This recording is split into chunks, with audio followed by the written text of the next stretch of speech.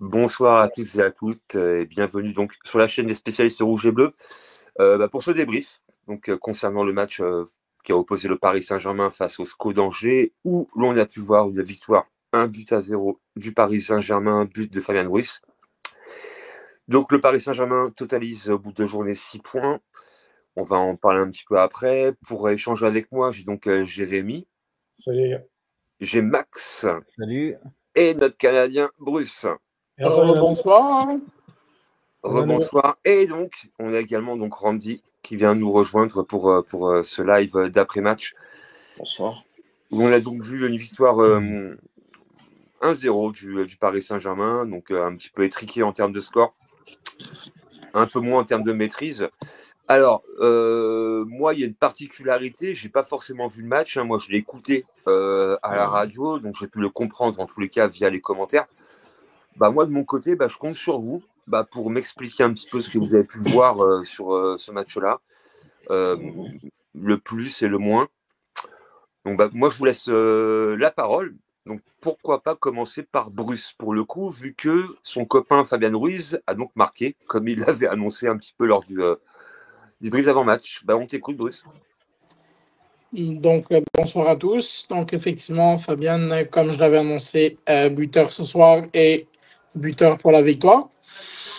Honnêtement, un Paris Saint-Germain qui est rentré pas mal dans le match avec sérieux, comme en témoigne l'affiche 949 passes contre 142 seulement du côté du SCO Angers. Angers qui, disons-le comme il faut, même si c'est le début de saison et tout, personnellement, pour moi, ils ont pas donné beaucoup de fil à retordre de Paris Saint-Germain. Et pour moi, justement, Pacho et Marquinhos ont fait leur travail. Hakimi et Mendes, comme d'habitude, les deux, ils sont montés pas mal les deux. Donc Nuno, comment dire, s'est procuré une très très belle occasion avec une frappe qui a été stoppée par le gardien angevin. On a retrouvé enfin le milieu de terrain classique du Paris Saint-Germain avec Vitinha qui a été un peu moins en vue aujourd'hui. Fabien Ruiz et Joao Neves qu'on retrouvait également de son côté. Et malheureusement, Ousmane Dembélé qui rate son penalty, parce qu'on va en revenir plus tard. En début de match, il y a eu un penalty pour Ousmane Dembélé. Et malheureusement, il rate le cadre. Un petit peu bizarre concernant son cas, parce que les derniers penalties qu'il tirait, ça fait but en général. Donc un petit peu perplexe concernant ce penalty mal tiré par Ousmane Dembélé. On va pas lui en tenir rigueur malgré tout parce que il y a la victoire au bout. Et pour moi, Désiré Doué qui a été quand même pas mal actif sur son côté. Et Bradley Barcola, un petit peu, qui a quand même tenté pas mal pour moi. Voilà. Ok. Et toi, Max, ta vision en fait de ce match-là?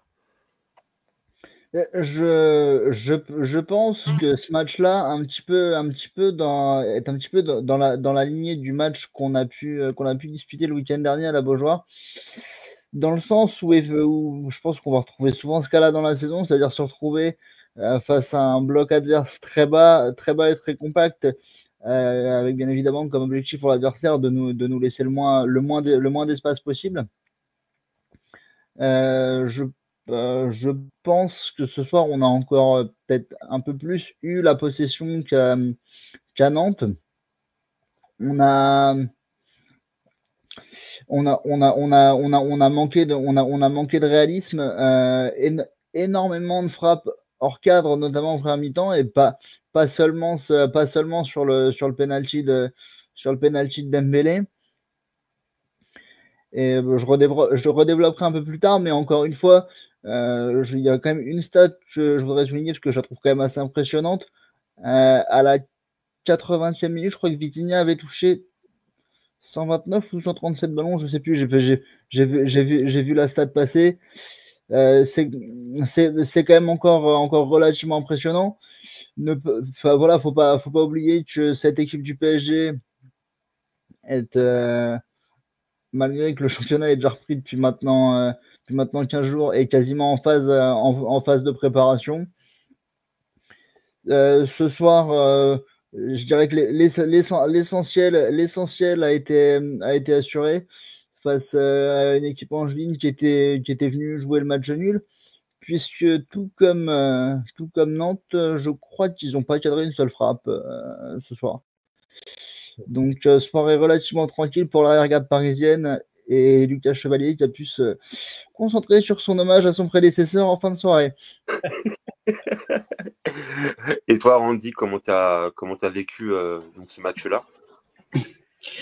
Oui, on a vu une première période où le Paris Saint-Germain a dominé cette équipe angevine qui a fait bloc bas comme le Football Club de Nantes la semaine dernière. Et je suis d'accord avec ce qu'a dit Maxime, on a vu exactement le même match. On a vu beaucoup de tirs improductifs du Paris Saint-Germain, hors cadre, constamment. Alors je me suis dit, est-ce que je suis bien en train de regarder PSG Angers ou alors Stade Français contre Agen, parce que je voyais des tirs qui étaient constamment au-dessus. Désolé pour la petite pique, mais ça fait longtemps que j'avais pas vu un Paris Saint-Germain aussi improductif dans la zone offensive. On parle du penalty d'Ousmane Dembélé. Je pense qu'il a tiré beaucoup trop fort. On avait l'impression que c'était le penalty qu'avait mis Nkunku, vous savez, en finale contre Rennes en 2019. Un tir complètement raté. Après, c'est difficile de pouvoir affirmer son propre jeu quand tu vois une équipe qui joue pas comme le SCO d'Angers qui n'a rien proposé globalement. C'est vrai que Lucas Chevalier, il n'a pas eu à faire grand-chose, un peu comme la semaine dernière. C'est aussi Bruce qui en a parlé. Et puis après, pour le PSG, il a confirmé sa domination avec un excellent Fabien Ruiz, encore une fois ce soir, qui aurait même pu s'offrir peut-être un doublé ou un triplé, parce qu'il y a eu une tête magnifique sur un centre d'Achraf Hakimi, qui malgré ses cannes qui sont usées, a encore été bon ce soir. Et puis aussi une frappe sur le poteau. Donc c'est une victoire qui est comme une belle victoire du PSG, étriquée. Je ne sais plus qui c'est qui avait parié 4-1, mais moi je ne pouvais pas penser à 4-1 parce que c'était moi en substance, effectivement, qui avait dit 4-1. Oui, parce que je t'avais piqué le 3-0, je crois. Moi, je t'en veux pas, je voulais un 3. Alors je voulais un 3-0, j'ai dit un 4-1, mais après j'ai bien précisé en amont qu'en termes de pronostic, ne me suivez jamais. C'est pas grave, c'est pas grave. Maintenant, moi, depuis j'ai envie de vous dire, depuis pas mal de temps, je suis Jérémy. Hein. Je vous ai montré les papiers l'autre fois, il a failli s'étouffer à cause de mes bêtises. Ça rappelle encore. Mais moi, je pensais bien score étriqué parce que vous pouvez pas mettre à 4-1 quand vous avez une équipe qui joue pas comme ça. Qu'est-ce que vous voulez faire? Il y a tellement d'équipes qui refusent le jeu au risque de se prendre une raclée contre le PSG, donc c'est inintéressant. Mais ce qui est bien, c'est que le Paris Saint-Germain, avec sa persévérance, et certains joueurs de qualité comme Fabien Ruiz, qui était beaucoup critiqué, Bruce en parlait tout à l'heure, a encore débloqué la situation. J'imagine lié au Parc des Princes, il a dû se casser la voix pour chanter son nom, je pense beaucoup à lui.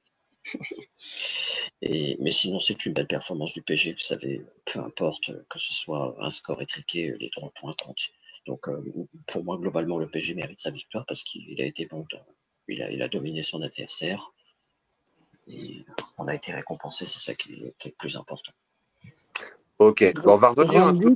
On va revenir un peu. Attends, on va revenir un peu sur les blocs bas un peu plus tard, quoi. Mais avant tout, on va quand même laisser Jérémy prendre la parole pour donner un peu les impressions par rapport à ce qu'il a pu voir ce soir.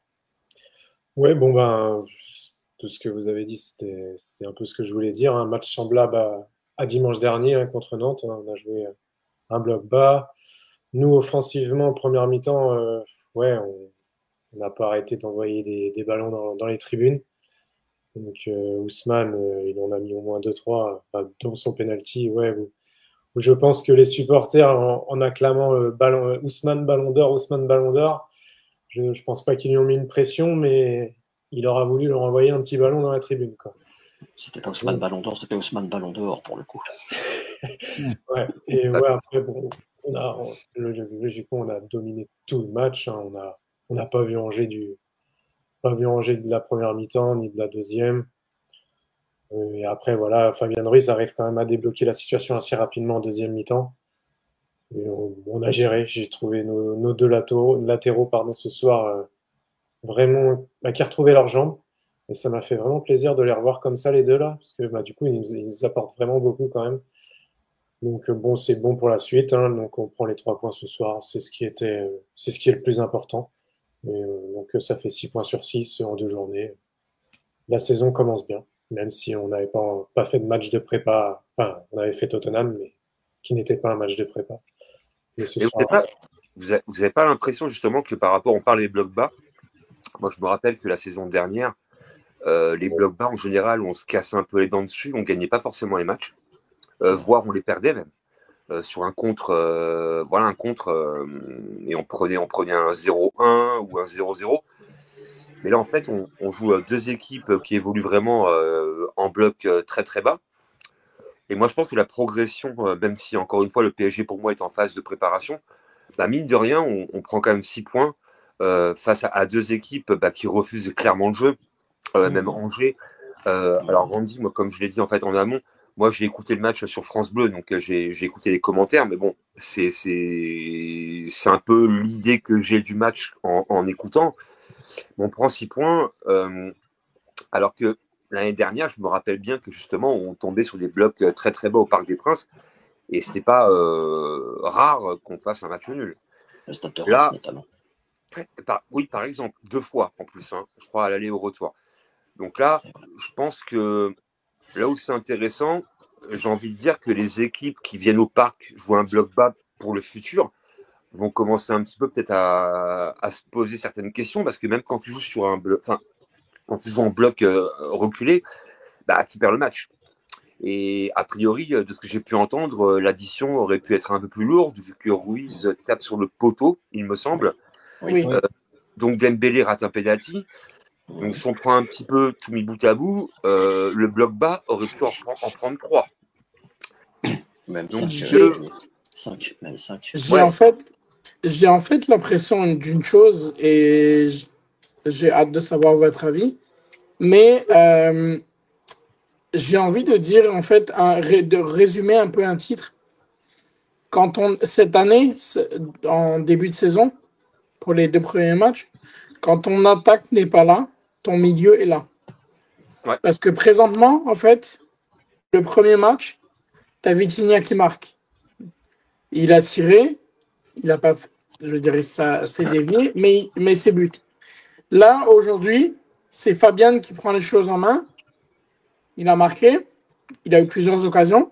Donc, en fait, ce qui se passe, c'est que oui, c'est sûr que tu aimerais que ce soit les Dembélé, Gonzalo Ramos qui a manqué une grosse occasion aussi encore. Désiré Doué, qui est magnifique sa frappe, qui a fait penser à Aston Villa encore. Guevara qui n'était pas là. Mais là, j'ai l'impression que justement, ce qu'on ne voyait pas dans les années où où Verratti était là, Verratti Mota, c'est que quand ton attaque ne fonctionne pas nécessairement, tu as ton milieu qui est capable de te donner un voire 2 buts. Et là, c'est le cas. Depuis la saison dernière, avec les Fabian contre Arsenal et compagnie, Vitinha qui est capable de marquer, João Neves qui est capable de marquer. Nos latéraux. Donc voilà, nos latéraux. J'ai l'impression que même si, je vais me répéter, même si l'attaque ne marque pas, on a du coffre derrière pour marquer. Mais justement, tu n'as pas l'impression que le Paris Saint-Germain, depuis quelques temps, en fait, face à des blocs bas, justement, prend beaucoup plus sa chance de loin qu'avant. Moi, je n'ai pas souvenir, en fait, que les joueurs, en fait, à une époque, osaient les frappes à 20-25 mètres pour débloquer les situations. Et en fait, on voit bien aujourd'hui que finalement, quand il n'y a pas de solution, on va dire tactique pour faire monter le ballon vers les attaquants, finalement, le milieu de terrain prend un peu la relève et ose frapper de loin. Et finalement, c'est un petit peu ce qui nous sauve. Mais bon, en tous les cas, ce qui amène une plus-value par rapport au fait qu'on puisse débloquer une situation. Le problème, c'est qu'on cherchait trop le jeu parfait avant. Avec les anciens milieux, donc Thiago Motta, Marco Verratti et tout, on cherchait trop le jeu parfait et en fait, lui-même le reconnaissait, Verratti, que lui n'avait pas envie de tirer parce qu'il pense qu'il n'a pas une bonne frappe. Il pensait qu'il n'avait pas une bonne frappe, donc il n'osait pas tirer, donc il voulait faire le jeu parfait. Mais les gars, ça marche pas comme ça. Il y a plein de milieux, que ce soit en première ligue ou quoi, qui te mettent des buts à chaque week-end et qu'au final, là, encore aujourd'hui, le Bayern qui gagne 6-0, donc il va falloir faire attention à des clubs comme ça aussi en Ligue des Champions. Mais malgré tout, les milieux qui te donnent ce que t'attendais depuis longtemps, en fait. C'est tout simplement ça. Ah oui, oui. Et après, là, aujourd'hui, ce soir-là, tu joues, même la semaine dernière, tu joues contre deux équipes qui jouent en bloc bas. Ok, c'est bien, mais il faut aussi que tu aies des apports offensifs. Ces deux équipes, elles n'ont rien offensivement. Quand tu joueras une équipe qui jouera bloc bas avec des joueurs offensifs de rapide, ce sera peut-être plus compliqué pour Paris, quoi. Ouais, mais je pense, Jérémy, que justement, quand tu auras des équipes qui auront vraiment des apports offensifs, en fait, je vois pas quand tu as un apport vraiment offensif, qui peut vraiment amener, comment tu peux être en bloc bas finalement. Ah bah, si. Je suis pas sûr. Moi, je pense que quand tu es en bloc bas, c'est qu'en fait, tu n'as pas de solution pour aller devant. Donc, tu défends. Par contre, c'est triste, si tu as 2-3 joueurs devant qui peuvent amener de la rapidité, je pense que l'équipe doit monter d'un cran pour justement amener un petit peu cette rapidité. Mais là, moi, dans ce que tu veux dire, ça veut dire que ces équipes-là, elles marqueront jamais un but, quoi. Mais contre toutes les autres équipes. Bah, écoute, quand tu prends apparemment de ce que j'ai pu entendre, quand tu vois Angers qui a 10% de possession, qui ne frappe pas, qui a 130 passes, le PSG en est à quasiment 1000. Enfin, il n'y a aucun apport, quoi. Je veux dire quoi. Et en fait, je suis d'accord avec toi, mais quand même, ces équipes-là vont bien marquer des buts quand même pendant toute la saison en Ligue 1, quand même. Mais contre qui? Après, c'est pas tout le monde. Contre d'autres clubs, ça sera pas pareil. Après, Yannick, je vois. Ce que Jérém apporte, je suis totalement d'accord. Parce qu'en fait, ce qui se passe, c'est que c'est pas toutes les équipes de Ligue 1 qui ont la possession qu'a le Paris Saint-Germain. Donc, c'est pas toutes les équipes. Mais j'enlève rien par rapport à ça. Mais dès l'instant où une petite équipe joue contre une grosse équipe et que tu joues que pour défendre, comment tu vas attaquer? Je veux dire, au bout d'un moment, pour attaquer, faut en général, on le sait très bien, Yannick, qu'il y a des équipes qui vont donner leur vie contre Paris et qui vont donner leur vie et tout, et qu'ils vont être des monstres et qu'au final, ils vont mettre le bus et tout, et qu'au final, tu les vois claquer des autres clubs comme pas possible. On l'a vu dans les dernières un manque de régularité. Moi, j'ai rarement vu des équipes jouer ultra défensif et marquer 4-5 buts. Hein. Voilà. Oui, c'est rare. C'est rare, mais ça s'est vu. Mais ça s'est vu. Mais alors c'est à la marge. Hein. C'est vraiment à la marge. Hein. Eh ben, excuse-moi, regarde, je vais te donner un exemple. Ouais. La saison dernière, on fait 0-0 contre Auxerre. Ouais. Ils nous pressent au max. On a de la difficulté contre eux. Et au final, sur un aller-retour, ils te mettent 6-1 à Marseille. Ouais, oui, mais après le match dont tu parles, moi je suis d'accord avec toi, on fait 0-0 avec. Vous m'entendez mieux là, c'est bon. Oui, je suis pas trop proche du micro. Moi je suis d'accord avec ce que tu dis, Bruce, par rapport au match à Auxerre, mais il faut pas oublier que même s'ils ont fait bloc bas, Léon Donovan, il avait fait une prestation hors norme ce jour-là, on aurait pu gagner à Auxerre. Ah oui, bien sûr. Ah oui. Il avait été. Il fait 20 arrêts. Il avait été énorme, donc là-dessus, on peut pas lui cacher. Maintenant, on sait très bien qu'il y a une irrégularité avec les équipes qui affrontent le Paris Saint-Germain. Je prendrai pour exemple tellement d'équipes. Tiens, vous vous souvenez quand le Stade Rennais a gagné à 9 contre 11 2-1 en 2012? Ah oui, ils étaient contents. Le 17 novembre, on gagne 2-1, et puis la semaine suivante, ils perdent contre Evian à domicile. Il n'y a pas de régularité. Donc en fait, ce que j'ai remarqué, c'est qu'à chaque fois qu'il y a une équipe qui fait un soi-disant exploit contre le Paris Saint-Germain, derrière, il se plante. Il n'y a pas de régularité. C'est ça que je constate. Il n'y a pas. Et l'exemple parfait, moi j'ai envie de dire que c'est Reims, club contre lequel on a des difficultés, mais toujours, c'est jamais facile contre eux. Mais pour autant, en termes de régularité, il n'y a pas de régularité. Donc, la raison pour laquelle moi je serais entraîneur de football, quoi. Je suis Angers et je joue le PSG. Moi, j'ai envie de dire aux gars, mais les gars, franchement, lâchez-vous, parce qu'en fait, on ne capitalise pas 3 points ou 6 points dans la saison contre le Paris Saint-Germain. Donc, j'ai envie de dire à mes joueurs, mais je sais pas, amusez-vous et jouez comme vous savez faire. Et qui c'est des clubs, Yannick, qui vont jouer le maintien. Si justement, quand regarde, écoute-moi. Si justement ces équipes-là, tu leur en mets 6-7, à la fin de la saison, tu sais pas que leur goal average peut peut-être leur jouer pour la descente, la montée. Donc ces clubs-là, ils vont venir pour justement, c'est pas Ouais, possible. je suis pas. Ouais, enfin, alors, je te comprends, hein. Mais par contre, pour moi, c'est un raisonnement. Alors, pas de toi, hein, le raisonnement, hein, mais par rapport à l'entraîneur de l'équipe concernée, pour moi, c'est un raisonnement de pisse-froid, quoi. Je veux dire, parce que bon, on sait bien contre le PSG, tu gagneras pas. Quand tu es Angers, normalement, alors à moins effectivement d'un fait de jeu ou autre, hein, on l'a déjà vu, mais normalement, tu perds. Moi, j'ai envie de dire à mes joueurs, jouez au foot. Enfin, je sais pas, jouez au foot, quoi. De toute façon, vous allez sûrement perdre. Donc, pourquoi tenter, en fait, de tenir pendant 1 heure et demie, alors qu'en fait, à l'arrivée, tu vas perdre 1-0, comme ce soir, par exemple. Donc, à l'arrivée, tu n'as rien. Tu as pris zéro plaisir. Tu as eu le ballon pendant 10% du match. Tu as fait 130 passes, l'équipe adverse quasiment 1000. Pour moi, il y a pas de positif, quoi. Alors que limite, tu joues au foot, même t'en prends 4, mais au moins tu as joué au football. Bah, pour moi, On verra si tous les clubs qui vont jouer le maintien, donc je prends Nantes, Angers, Lorient, ouais, euh, Metz, Metz, on Metz verra également. si toutes ces équipes-là viennent au parc en jouant comme ça. Mais tu vois, par Ouais, exemple, mais une équipe pour comme moi, c'est Lorient, je pense pas. Parce qu'une équipe comme Lorient, je pense que ça va jouer. Ça essaiera en de jouer. Angleterre. En Angleterre, tu vois des petites équipes contre les grosses, et les petites équipes jouent crânement leur chance, hein. Ah oui, bah oui, ça Hmm. joue pas ça joue pas comme contre Paris, ça c'est sûr. Je suis Tu d'accord. vois, et bah, justement, et pourtant, C'est pas et un projet de pourtant, jeu de jouer bas comme ça. ah C'est pas. non, non, en fait, c'est un projet pour moi justement bah, en fait, tu veux te recroqueviller le plus longtemps possible Ah et ouais, laisser passer les balles en espérant qu'il n'y en a aucune qui te touche. Et à l'arrivée, tu fais une prière, quoi, c'est bon, 0-0. Mais moi, je C'est un vois en peu comme Angleterre. être dans Fort Alamo avec John Wayne, tu vois. Ils veulent pas mettre la forteresse. Non, mais c'est vrai. Et quand tu vois en PL, tu vois des petits clubs qui jouent contre Liverpool ou contre Arsenal, mais qui jouent au foot, quoi, je veux dire, quoi, qui C'est jouent. vrai. Même s'ils C'est perdent vrai. 3-0, 4-1, mais au moins tu joues au foot. Et là, malheureusement, en Ligue 1, bah, c'est un peu dommage que des clubs finalement qui vont affronter une grosse armada, bah, en fait, refusent de jouer. Pour moi, c'est un peu dommage. Voilà, quoi. Pour moi, c'est C'est dommage. vrai. Il y a Après, trop bon, de après, clubs.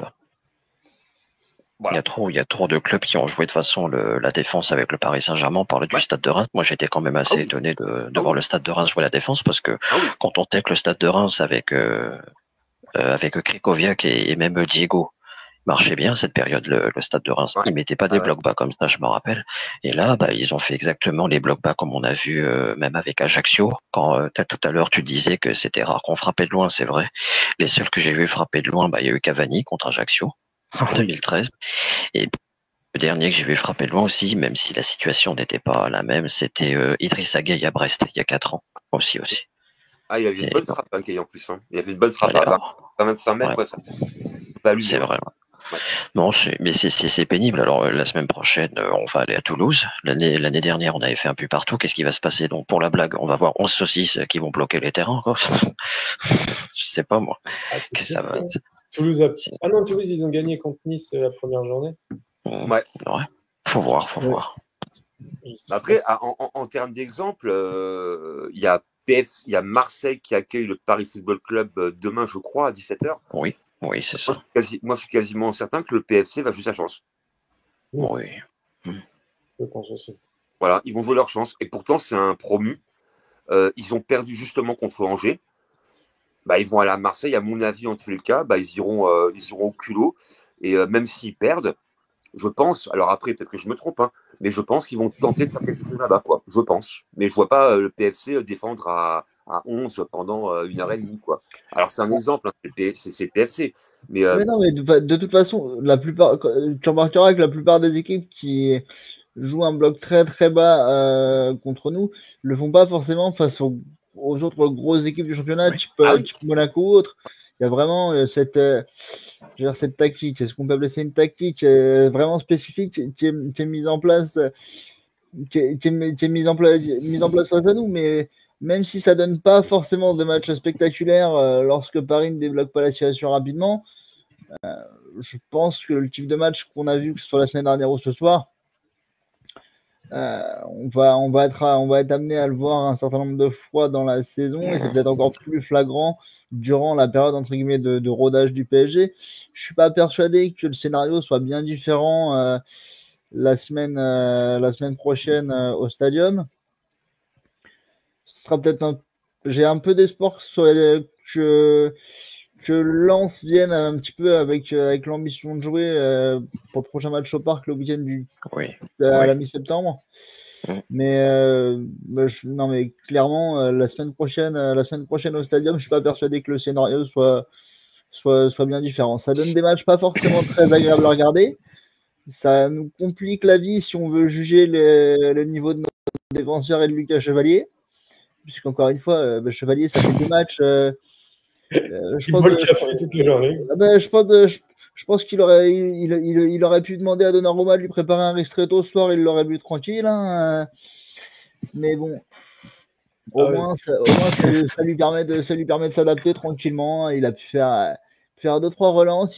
Il s'habitue un peu à des charnières centrales différentes de match en match. Il a découvert le Parc plutôt tranquillement ce soir, mais c'est vrai qu'il a quand même très très peu de boulot sur. Non, très peu. Non, il n'a pas de boulot en fait. Il n'a pas de faire cadrer sur les 2 pré-matchs. Attends, et Yannick, ils vont lui mettre une note de combien sur aujourd'hui à Chevalier encore? Ils vont encore lui mettre un 5,50, mais bon, encore une fois, là-dessus, moi je m'insurge.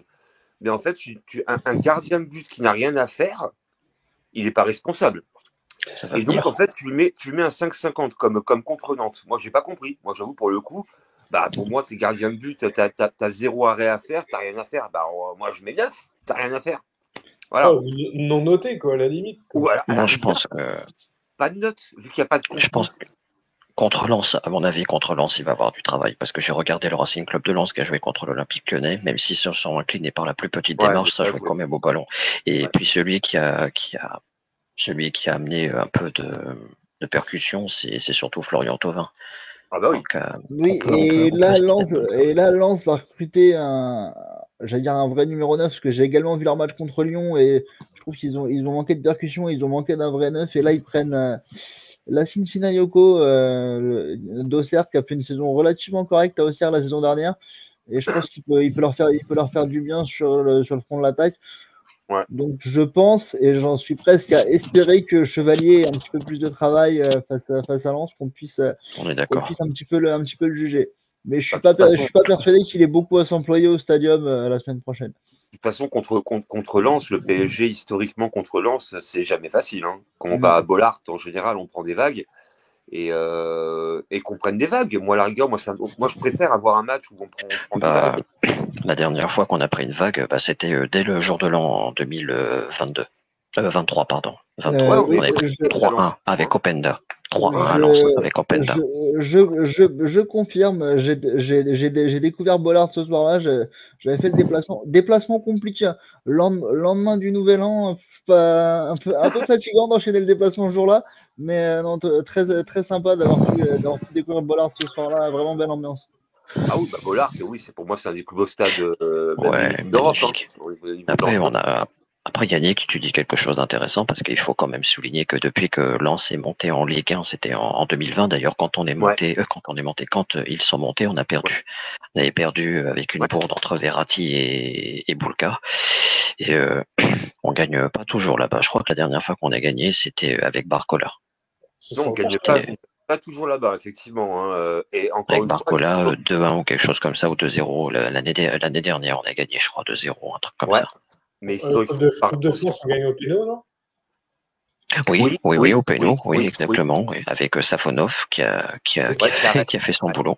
Ouais. Mais historiquement parlant, quand on va à Bollaert, si on prend les stats sur les 5 dernières années, à Bollaert, en général, on peut laisser des plumes. Ouais, après la dernière trempe qu'on a pris à Bollaert, il faudrait remonter à la saison 97-98, quand tu avais des fusées, quand tu avais Tony Vérel, quand tu avais Vagneux. Là, tu un grand lance. Hein. Tu avais un grand lance. Ouais. Debev, Eloi et toute l'équipe, c'était quelque chose. Hein. C'était des furies. Fouet qui n'est plus de ce monde. Oui, c'était avant que Tony Vérel fasse un petit séjour en prison.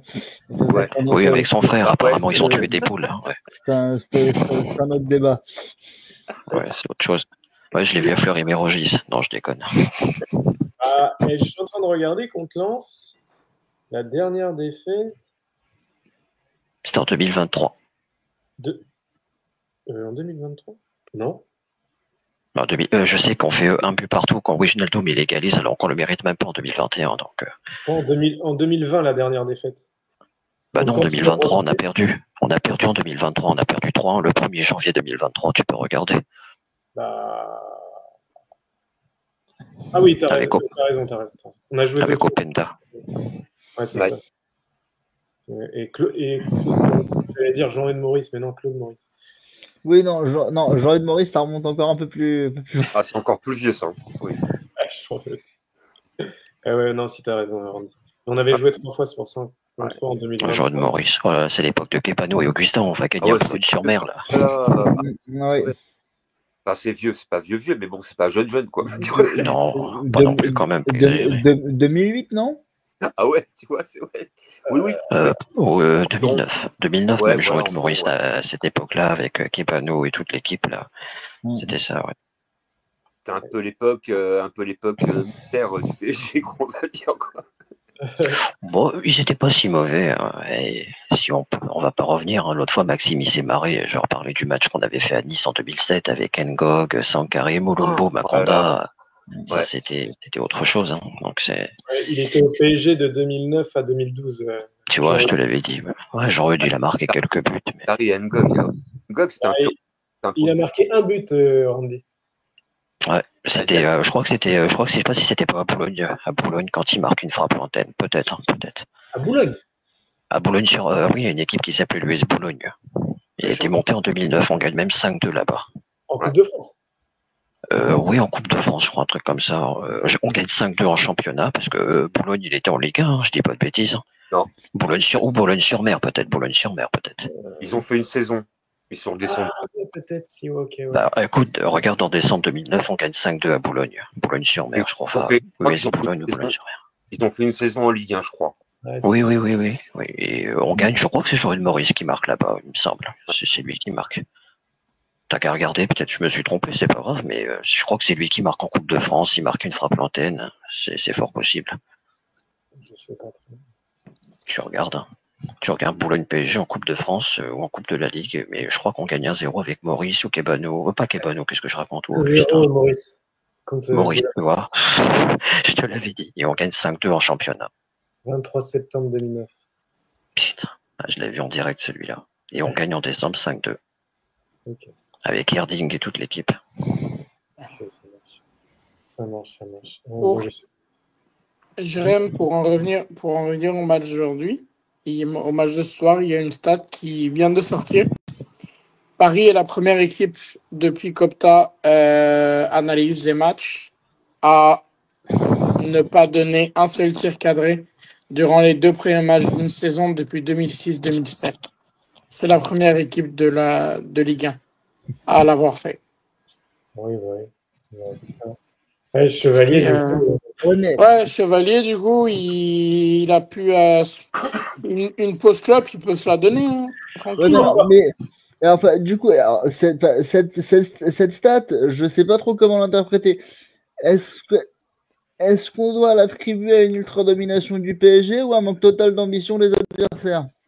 Ouais, je pense que c'est plutôt la faiblesse de la Ligue 1. La faiblesse des adversaires, quoi. Ouais, il y a un peu des deux en fait. Parce que quand tu vois que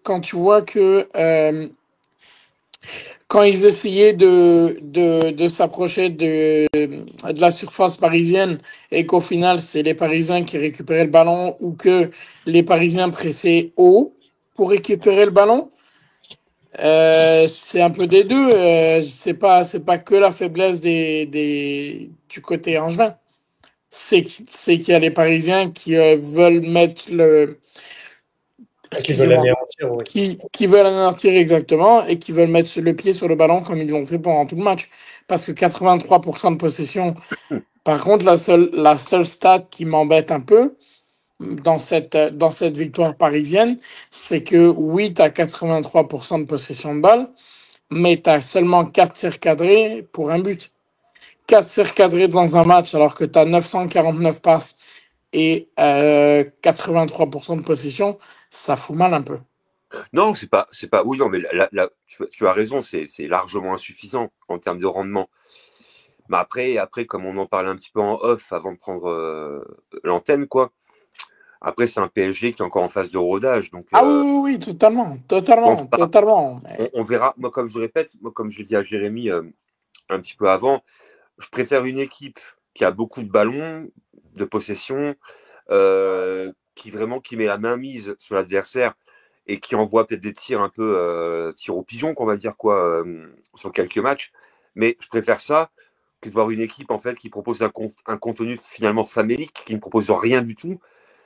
Où là, tu dis, ouais, ça va être dur pour eux. Mais là, pour le PSG, pour moi, ils sont en rodage et c'est une question de réglage. D'après ce que j'ai pu entendre, il y a quand même les automatismes qui reviennent un petit peu. Donc, je suis pas inquiet pour le futur, on va dire, parce que le jour où cette équipe-là sera plus en rodage et sera repartie un peu comme l'année dernière, je pense que on verra pas la même chose, quoi. On a vu Dembélé un peu tout rater en début de saison dernière pendant quasiment 3-4 mois. Et d'un coup d'un seul, quand le jeu commence à vraiment s'installer, et après derrière la mayonnaise elle est plus pareil, quoi. Donc moi je suis pas forcément inquiet. Et je me dis que ouais, faut tenir un peu la dragée encore pendant environ 2-3 journées. Et après je pense qu'on verra un autre Paris Saint-Germain. Je pense qu'on verra autre chose et que je pense que ce sera beaucoup plus réaliste. Donc pour l'instant, moi je me dis que tu as 2 matchs. Moi, je me rappelle qu'il y a encore 5 semaines, on était en finale de la Coupe du Monde des clubs. Il n'y a pas eu de vacances. Tu fais une super Coupe d'Europe il n'y a pas très longtemps non plus. Donc les joueurs, c'est pas non plus des machines, on va dire. Qu'au bout d'un moment, il faut aussi un peu comprendre que voilà, il faut aussi un peu de temps de récupération. Et tu peux pas quand même lâcher les chevaux en fait sur 2 premières journées, quoi. On peut pas.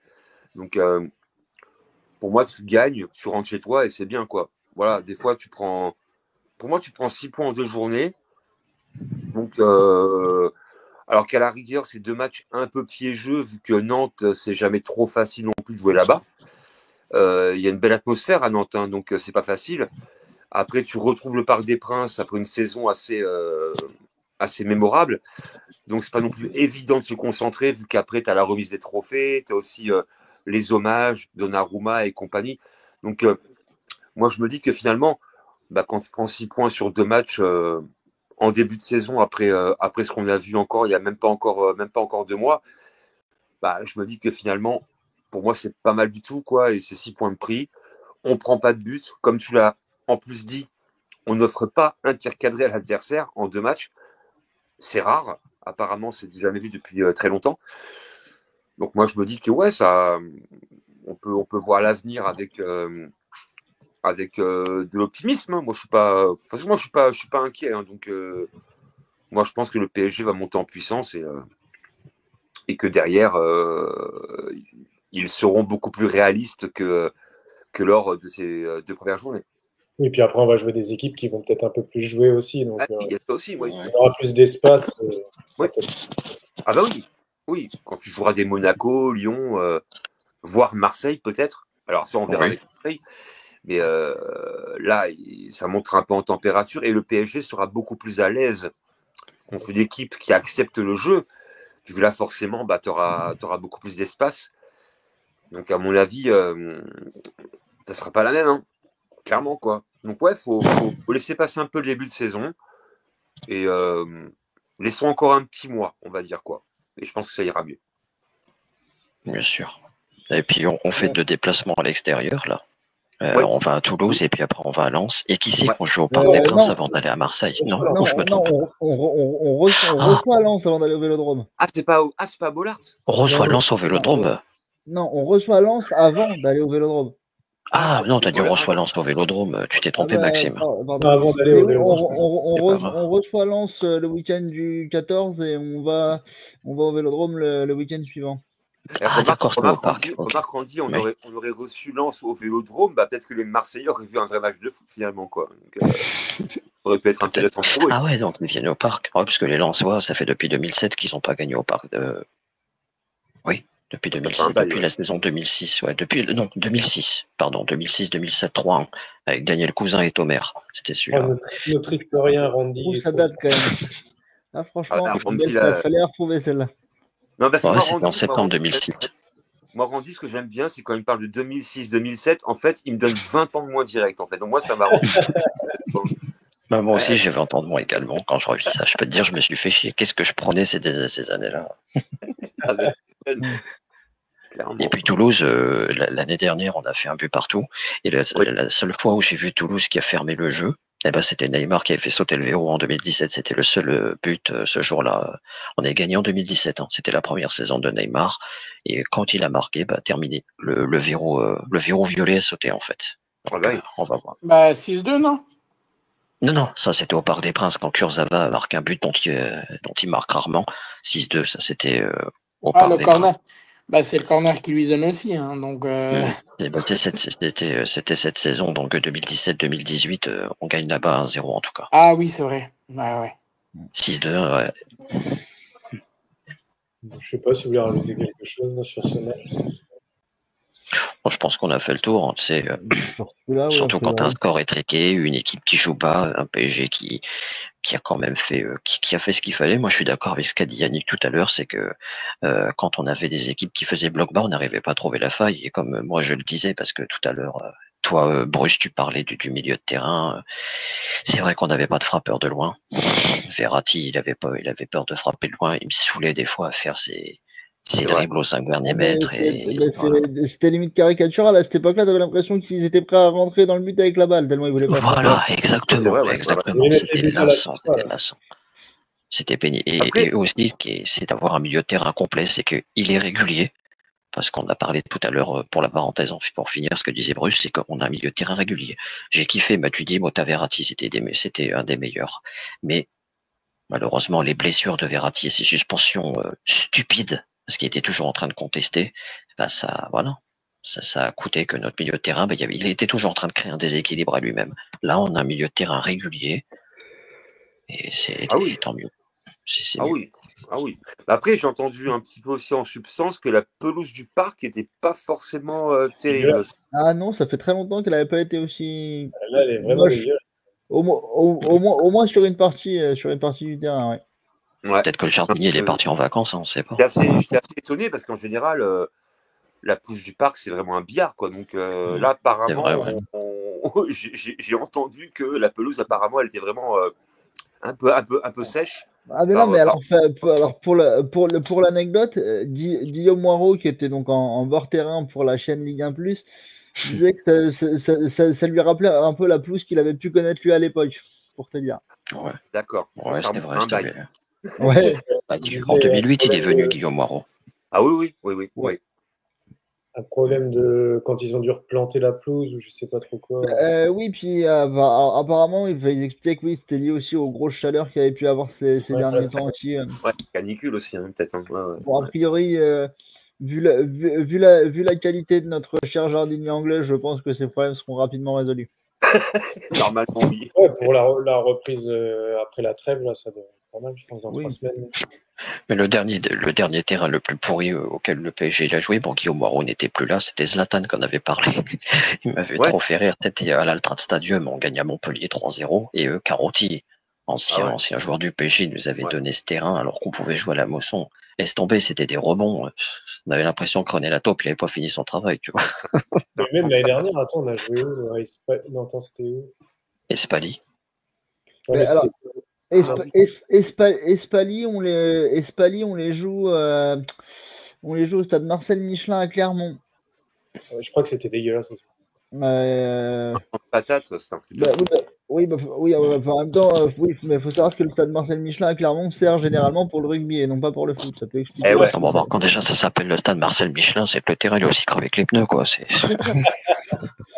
Après, c'est un peu l'inconvénient, en fait, des stades à double emploi, quoi, hein, rugby et foot. Ouais. Donc, en général, tu as les rugbymen qui jouent je sais pas, le samedi, et puis après, tu as un match de foot le mardi ou mercredi. Laisse tomber. Et en En plus, le général, stade Clermont, il s'appelait pas le stade Gabriel Montpied à une période aussi. Alors, mais alors justement, Gabriel Montpied, c'est le stade où le club de foot de Clermont joue et Marcel Michelin, c'est pour le rugby. On est D'accord. d'accord. Ok, Voilà. ok.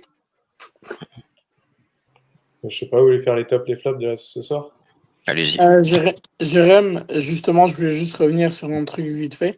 Vas-y. Je viens de voir en conférence de presse, la conférence de presse de Luis Enrique, qui a martelé que l'état de la pelouse était catastrophique.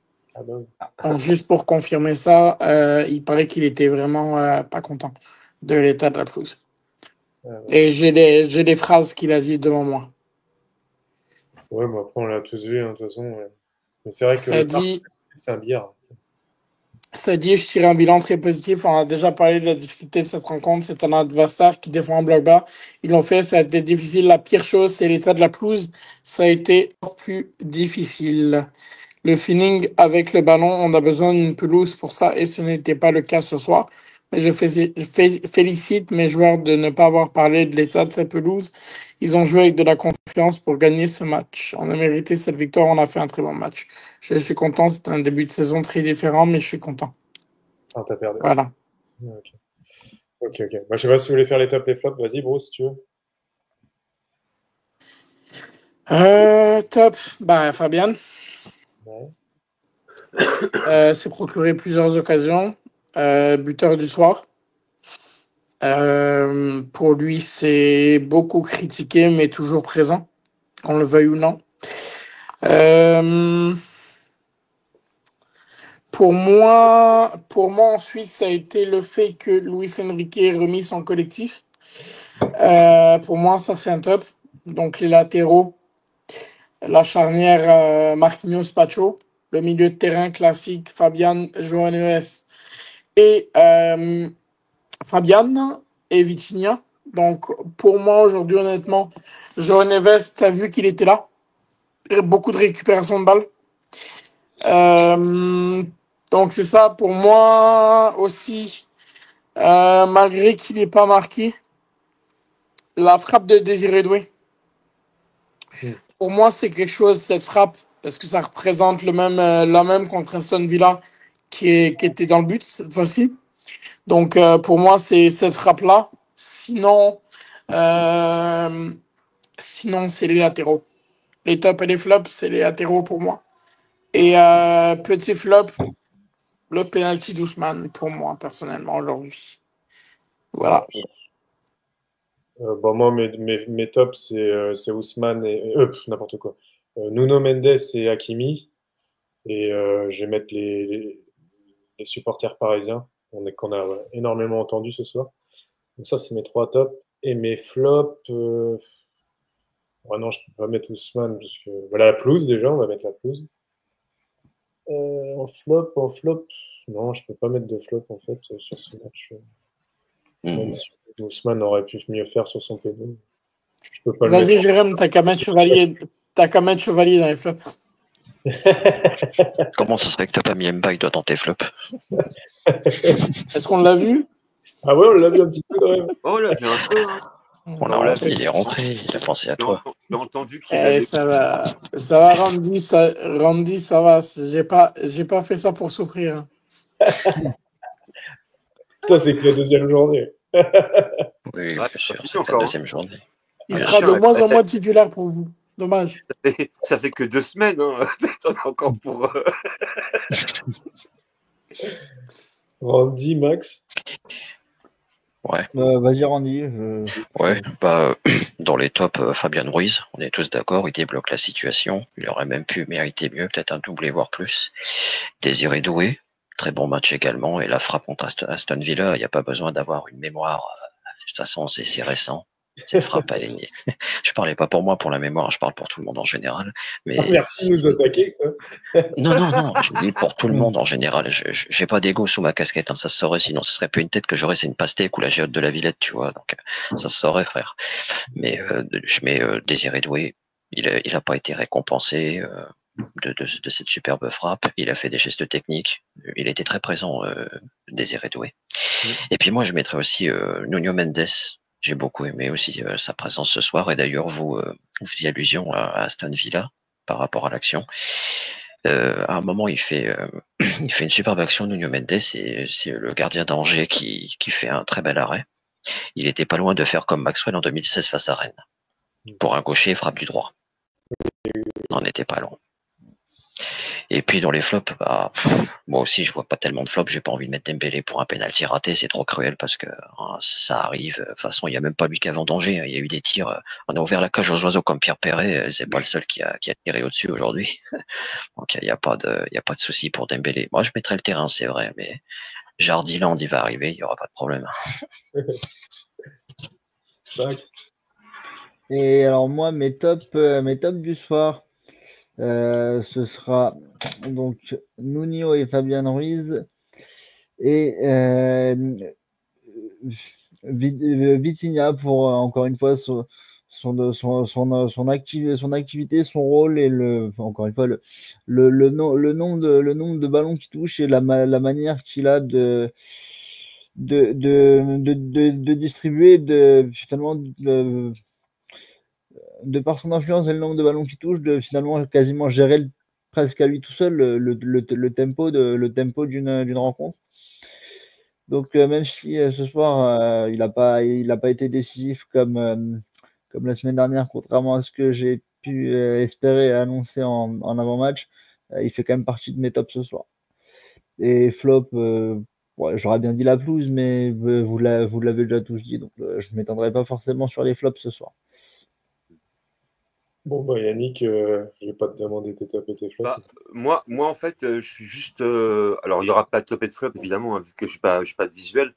Mais je suis très content, en tous les cas, d'avoir vu un petit peu la tribune Boulogne un peu renaître avec une partie du Cup à l'intérieur, quoi. Donc, il y avait un peu de monde à Boulogne. Donc voilà, c'est un peu une communion entre les deux tribunes. Donc, je trouvais ça plutôt sympa, en fait, d'entendre dire, en tous les cas, qu'il y a quand même pas mal d'ambiance à Boulogne. Et puis même l'ambiance du parc en général, quoi. Il y a eu beaucoup de bruit, même à la radio, on entendait beaucoup de bruit. Donc voilà, on peut saluer l'ambiance du parc. Et après en flop, bah oui, ce qui m'a un petit peu choqué, c'est quand j'ai entendu l'état de la pelouse, vu que je suis plus habitué en fait à ce qu'on me dise que la pelouse du parc elle est un peu pourrie, quoi. Donc après pour le reste, j'ai pas de jugement vu que j'ai pas vu le match, même si a priori Ruiz a fait un très bon match. Donc après pour le reste, je verrai ça un peu sur les réseaux, sur YouTube, voir un peu ce qui s'est passé visuellement. Mais bon, pour moi, voilà, on a gagné. Donc, pour moi, c'est un bon top déjà. Bon, je te laisse fermer du coup. Voilà, bah écoutez, je pense qu'on a fait le tour, à moins que vous ayez autre chose à dire, ce que je ne pense pas. En tous les cas, merci de nous avoir suivis sur notre chaîne et on vous dit en tous les cas à très vite. Passez une belle soirée puis une belle nuit. En tout cas, une belle fin de soirée, une belle nuit. Merci à vous. Ciao, l'équipe. Bonne fin de soirée. Ciao. Bonne fin de soirée, bon week-end. Merci, bon week-end à vous. Au revoir. Ciao. Au revoir.